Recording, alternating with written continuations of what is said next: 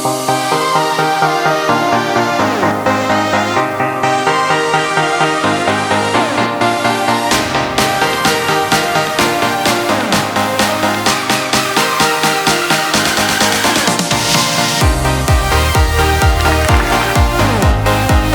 have this duty to make sure that we pull it all together so that we can enhance it to protect and enhance humanity.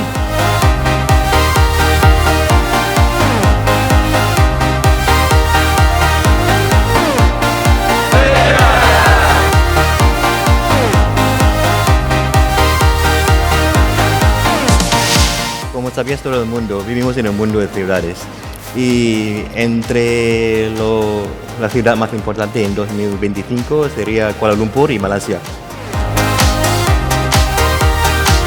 Discussions around smart city in Malaysia have now moved to the next level. There are a lot of recycling centers in Malaysia with regards to electronic devices, again, to promote sustainability in the country.